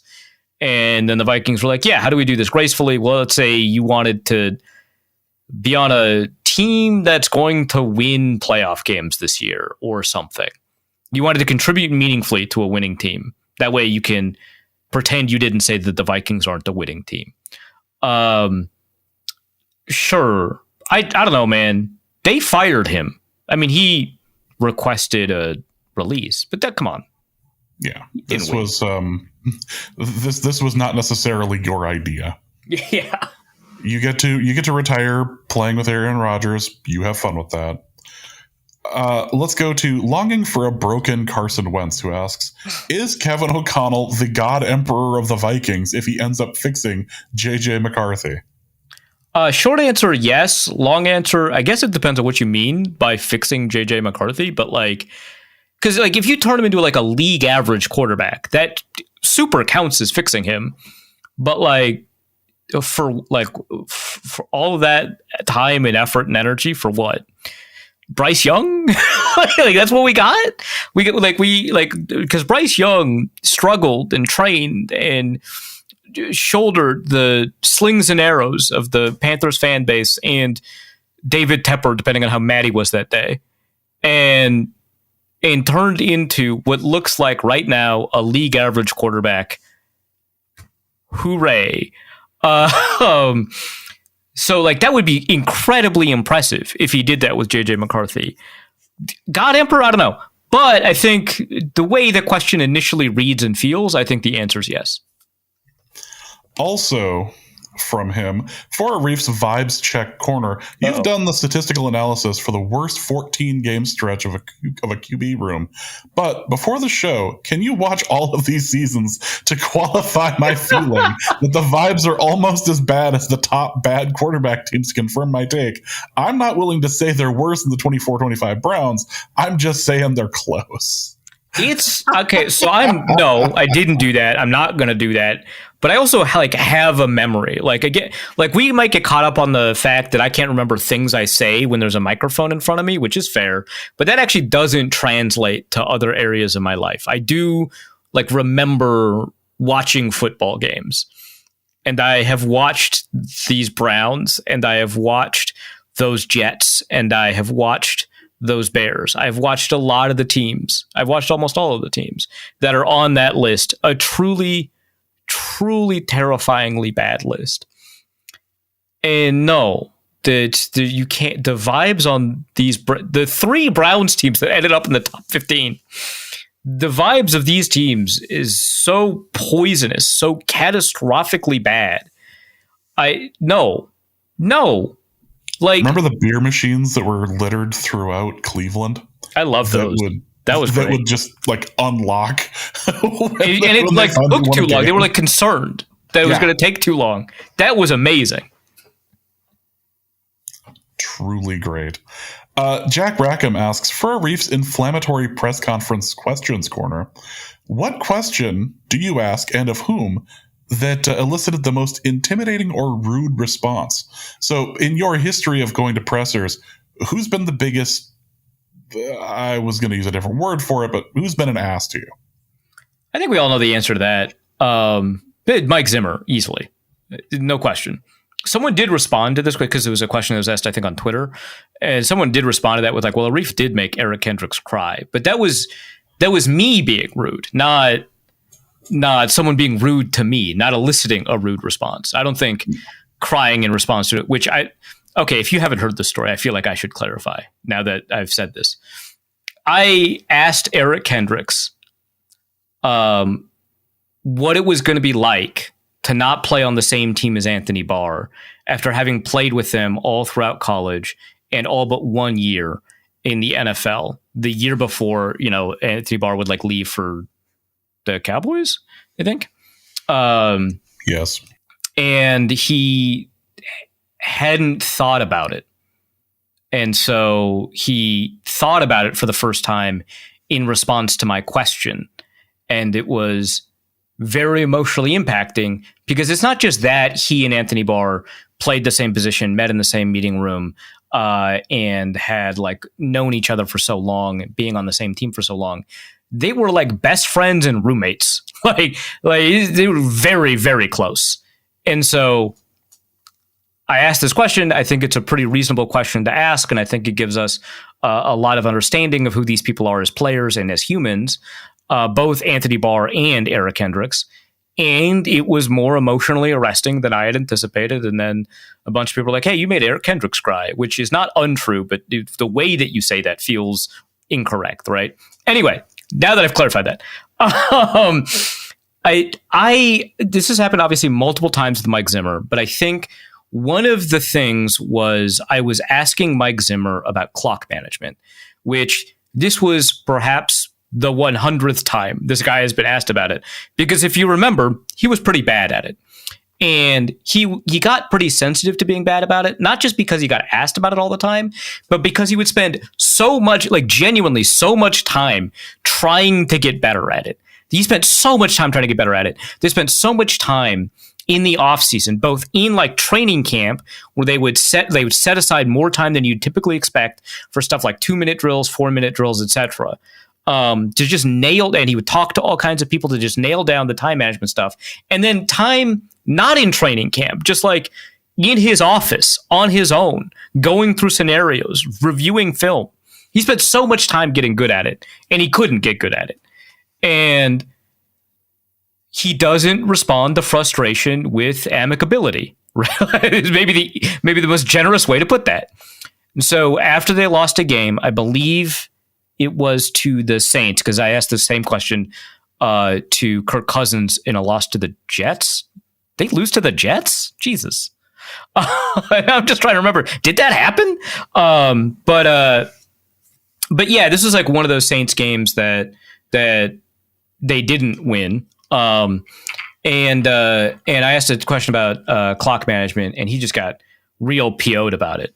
But it wasn't like it, and it was very intimidating because he like was short and he yelled at me, and he like looked directly at me with like distaste and anger, and so it was like intimidating. But it wasn't like emotionally affecting because I know he didn't hate me. He hated like, well, for sure, only at least one guy in that room, and it wasn't me, and maybe some other people, but it certainly wasn't me. He hated Chris Thomason. That's so like that's not a secret. He despised that guy. And so knowing that he was just mad about the thing that was happening that I brought up and less at me did help, but it took a while for me to like, and like one of my things is like, and again, I don't do pressers that often anymore, but like one of my things is that when I'm in a combative presser environment, it's really important for me to just like not back down. And it's actually smarter and more useful as a reporter to maybe not double down, but like follow up, right? And suggest that this is not intimidating to me, which is what I did, right? But like, it does suck, right? But the thing that was kind of the most surprising was the Kevin O'Connell one, right, in London, when I asked about play action. Because that did not seem like a combative question at all. It seemed like I thought I was complimenting him. I was like, hey, you adapted really well. That's kind of cool. Why? What did you see that made this like a unique strategy that you wanted to do? But also because he's not like that, and they just won the game. Like, they won the game. That's the crazy thing to me. And so for like him to be kind of short about it was very, very surprising, especially because he's answered a lot of questions where the premise of the question is that XYZ player is bad or underperforming, and he has navigated his way effectively around that. And one of the reasons that people gave me for why he might be short is because I was suggesting that the offensive line was bad, which is true, because it was 5 players who they did not want to start, or 4 players, I think, that they did not want to be playing in that game against the best defensive line in the NFL.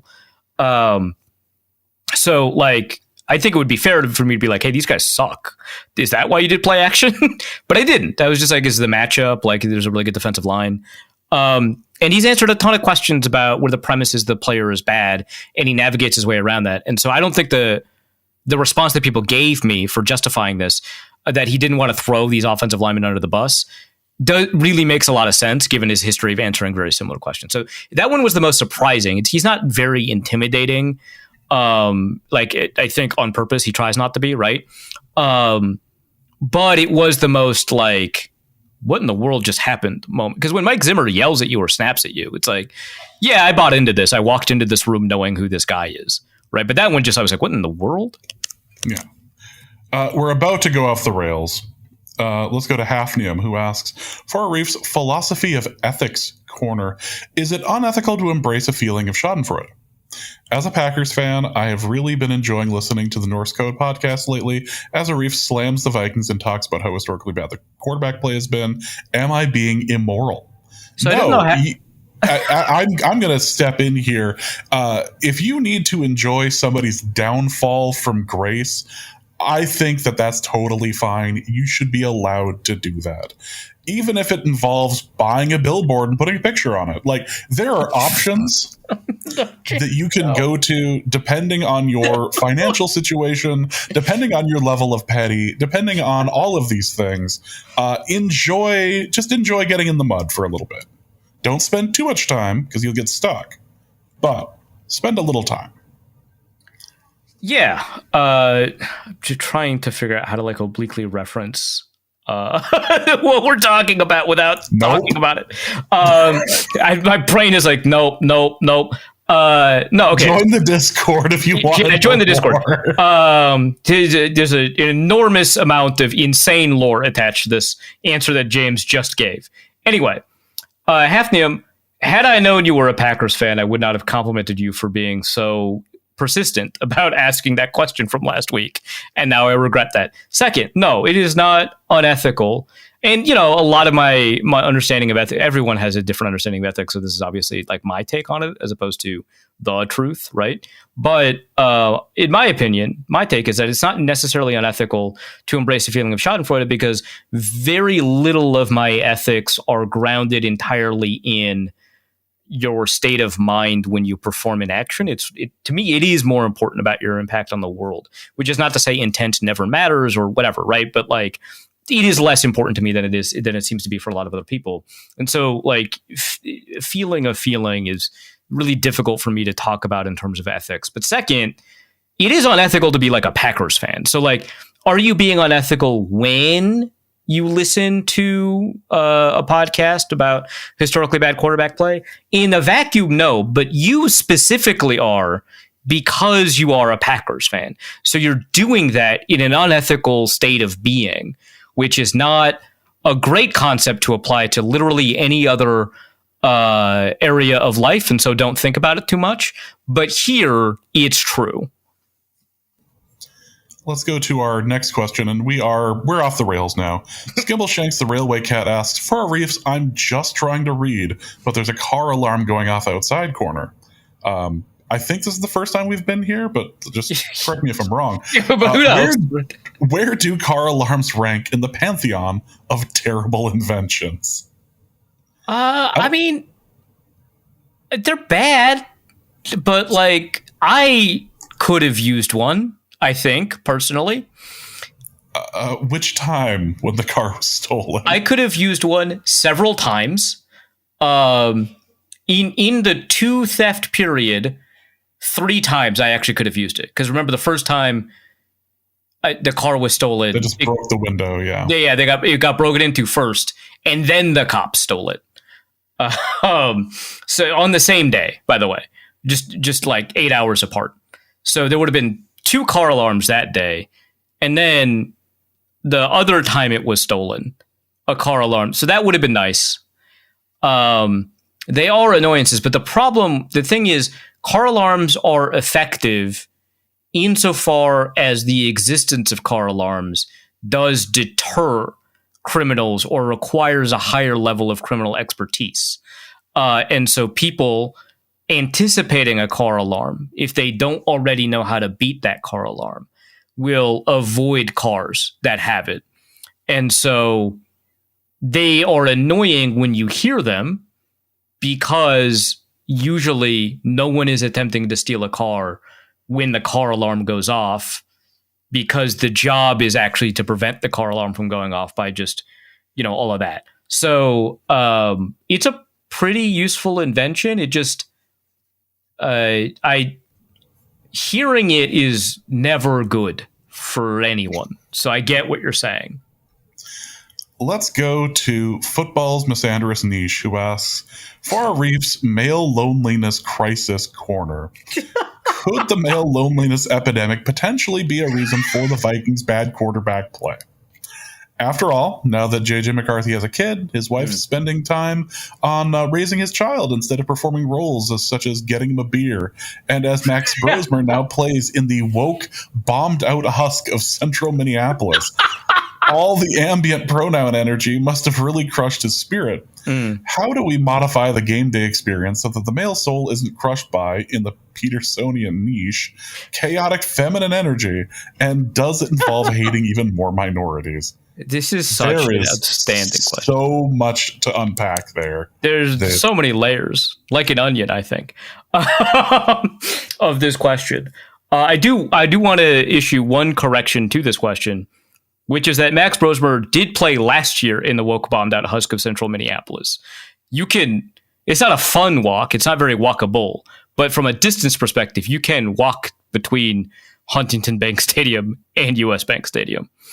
Don't love what that says about Minneapolis, that the sponsors are banks, but whatever.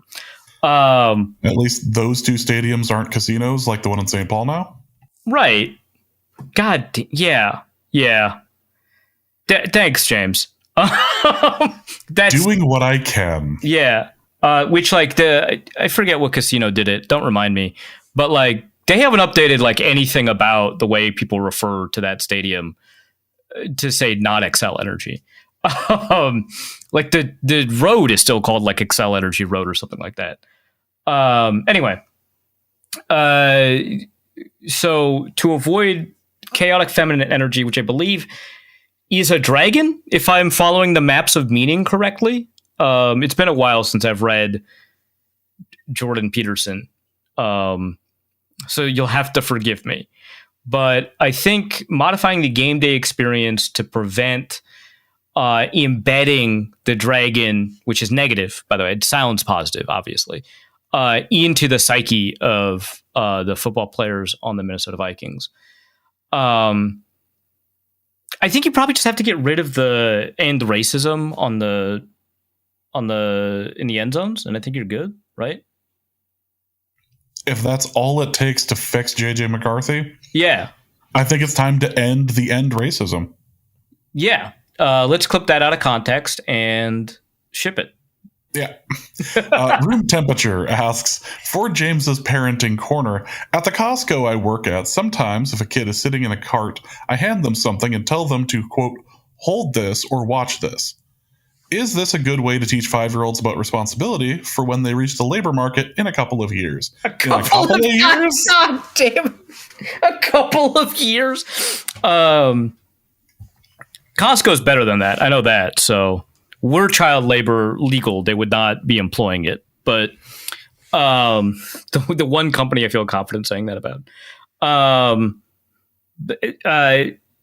No, don't. No, I don't. I don't believe in child labor. I want to make that clear. Child labor is unethical. Like, that's bad, and don't do it.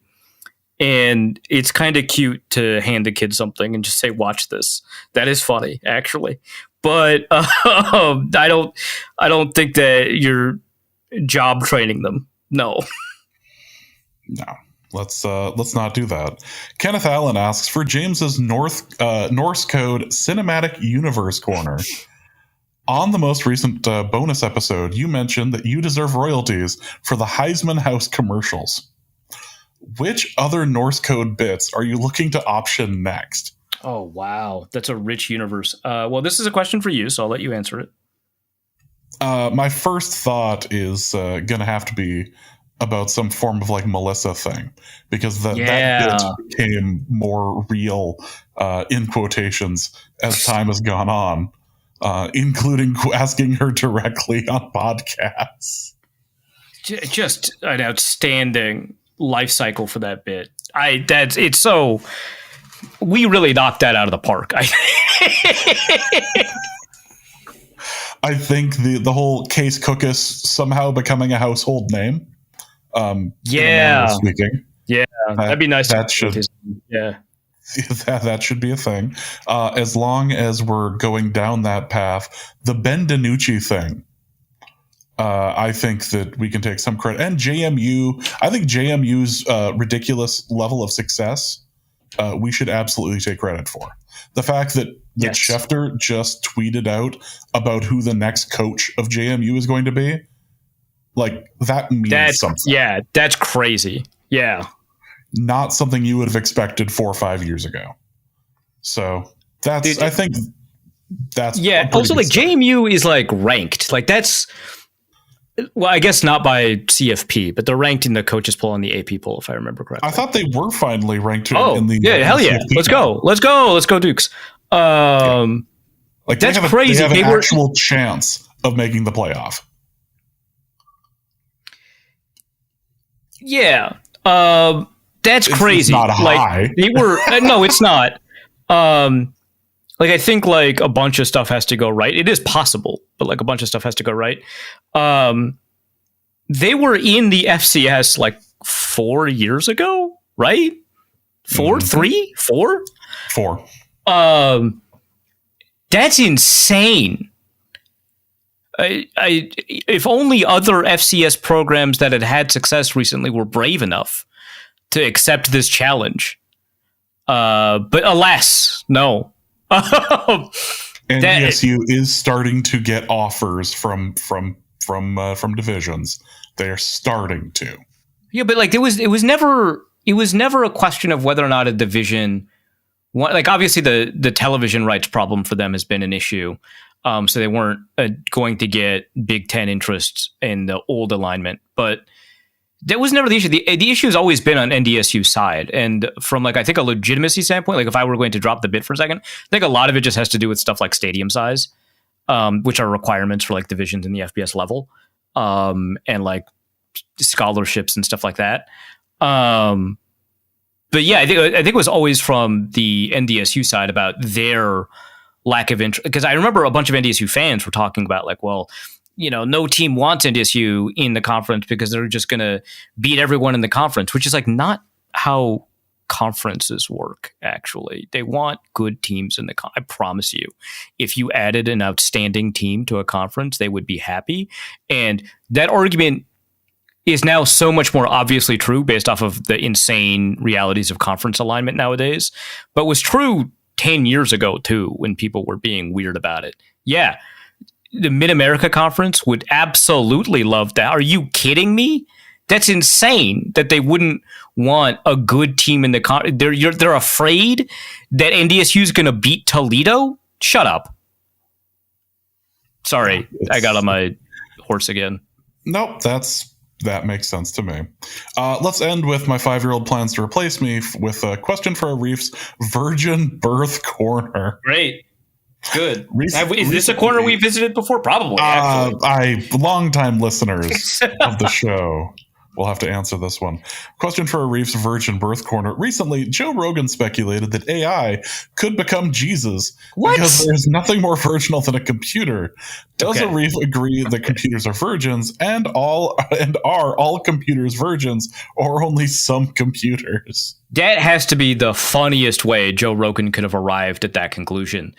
And the thing is, I bet he didn't think he was making a joke. I think he said that sincerely. That's so funny to me that that's how you arrived at that. Because one of the things that people who are, and not just, this is before AI as well, or before I should say LLMs as well, but one of the things that this expansive tech bros all kind of coalesce around ideologically is their belief in a technological singularity. Now, one of the issues I have with this whole cohort of people is that they have adopted a term, transhumanism, that I believe they've corrupted because from a philosophical standpoint, it means so much more than just uploading your brain to a computer. In fact, one of the criticisms of transhumanism before all of this was that people were too obsessed with cryogenics in transhumanism. And that's not what it is. It's a philosophically very large body of work that includes transhumanist feminists like Donna Haraway, who I don't know if she would call herself that, so maybe that's not fair, but cyborg feminism was not that much different. That includes existentialists like Nick Bostrom, who self-disclosed a bunch of cancelable stuff for no reason. That was so weird. Sorry, I'm getting in the weeds on a niche drama that none of you care about. Anyway, their belief in a singularity revives this really old understanding of I shouldn't say old, but this understanding of God that I think goes all the way back to the 1890s or something, the invention of semiotics, but an understanding of God, that God is not the omniscient being that exists over the universe that we understand him to be, but rather, and I'm paraphrasing a ton, I could be wrong, this is an argument I heard a decade ago, so you'll have to forgive me, but is in fact the culmination of human advancement, now understood to be the singularity, looking back through time at us. And so that is the God that we are meant to serve, I guess. And one of the manifestations of the sub-belief of this, which it very much seems like some technologists like Elon Musk and maybe Peter Thiel believe, is something called Rocco's basilisk. Now, this is what's called a cognitohazard, which, again, this is a very strange community. So I'm sorry for the weird words that I'm using. But this is technically, according to them, an argument so dangerous that once you learn about it, it traps you. I obviously don't believe it because I'm about to share it on a podcast. But if this is a concern you have, I guess there's no more mailbag questions after this, so you can just turn it off. But the belief is that the AI will exist inevitably, and the AI has essentially the same understanding of incentive structures that people who invent Pascal's wager, which is an argument against atheism, believe in, which is that the AI wants to exist and the AI will exist. And so it will determine your morality based off of whether or not you have helped advance its existence, and also maybe have guided its process in better directions or ethical ways, or I don't know. But if you haven't done it, what the AI will do is create a perfect replica of yourself, indistinguishable in any way from who you are. It has all your thoughts and memories and whatever, right? and torture it for eternity. That is Roko's basilisk. And it's called that because once you learn about the argument, you turn to stone or whatever, right? Like it changes. Now that you've learned the argument, now you have to do it. So it's like this thought. It's been banned on certain AI forums because they don't want to spread, because it's unethical to spread a concept that could lead to the eternal torture of someone. So congratulations, I've just ringed you. But yeah, but there's like so many versions of the AI at the end, at the telos of time, right? The end of time is God. And so a lot of them have adopted a pseudo-religious or purely religious understanding of artificial intelligence, which is why these are people, in my opinion, that cannot be reasoned with. Sorry. Not everybody, just like the Peter Thiels of the world.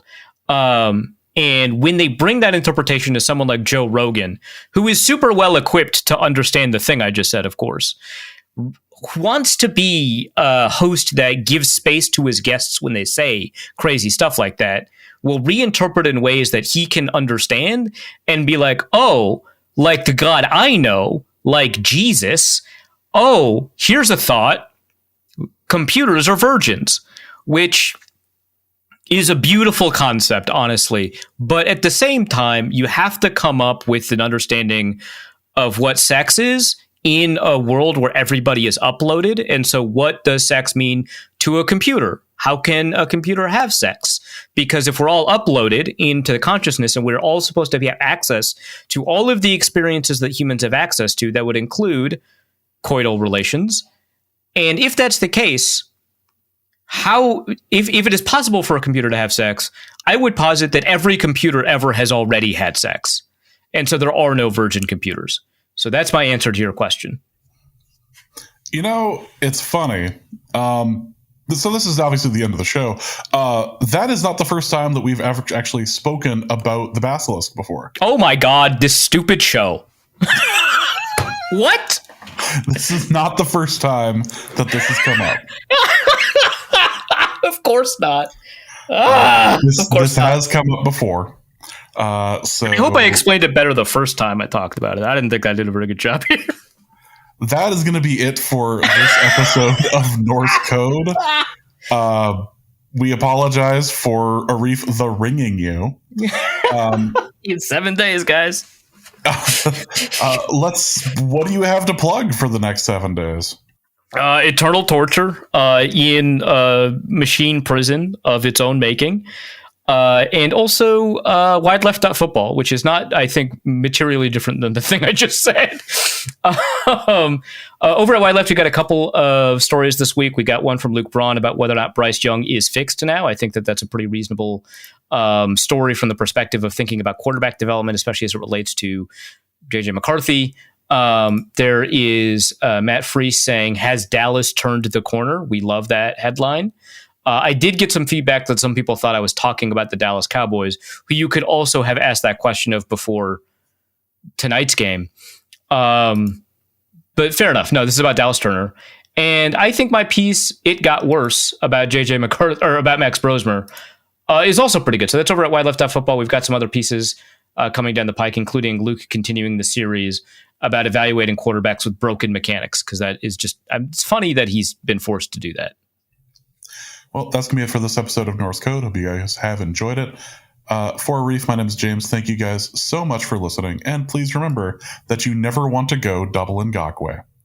And we'll be back next week. Norse Code is the largest and only division of Norse Code LLC. You can find Norse Code on the Daily Norseman, SB Nation's Vikings blog at dailynorseman.com. You can also find it on iTunes, Apple Podcasts, Stitcher, Spotify, Google Play, and wherever fine podcasts are aggregated. Our Vikings blogger extraordinaire and generally useful human is Arif Hassan of... and he can be found on Twitter at Arif Hassan NFL. I am your producer and host, and my name is James Pagashnik. You can find me at the show's official Twitter feed at NorseCodeDN or at my personal account at Big Mono.